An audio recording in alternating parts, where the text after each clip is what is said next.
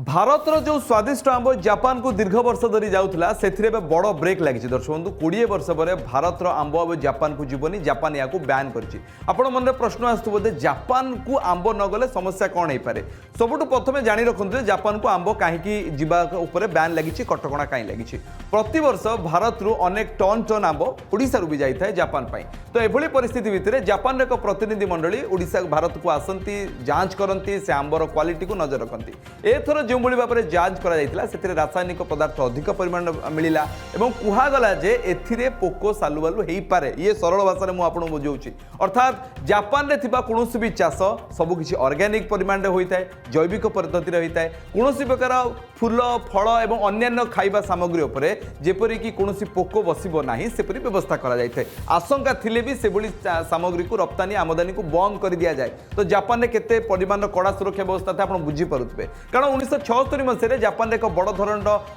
जो पोक रासायनिक सार को लेकिन एक समस्या सृष्टि होता जहाँफल यही समस्या को समाधान करने पाखापाखि 10 ରୁ 15 वर्ष जापान को लगी एवं आपंकर चिंता बढ़ी जाऊँ जापान को जब आंब न गला ताले भारतर क्षति कौन हम जापान को केवल 1 ରୁ 2% आंब भारत जाए भारतर सबुठ अधिक आंब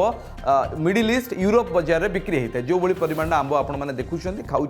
आम्रपल्ली बैगनपल्ली ठू आरंभ कर अनेक परिमाण स्वादिष्ट आंब किंतु जापान एक बड़ स्टैंडर्ड सेट कर विश्व में जदि आंब जापान को जीवनी ताले अन्य राष्ट्र माने भी चिंता करिपारंती जे भारतीय आंब केते सुरक्षित तेणु अब चिंतार विषय पलटि जो मैंने व्यवसाय करुँच जो मैंने भारतीय बजार में आंब को विदेश को पठाती से चिंतार विषय जे आसंता थरठू आंब को भल परिमाण प्रोड्यूस करवा भल परिमाण प्रस्तुत करवा और ता सहित स्टैंडर्ड बा मान्यता मेंटेन करवा अर्थात परिचालनागत दृष्टिकोण भी गुरुत्व देवार समय आसी।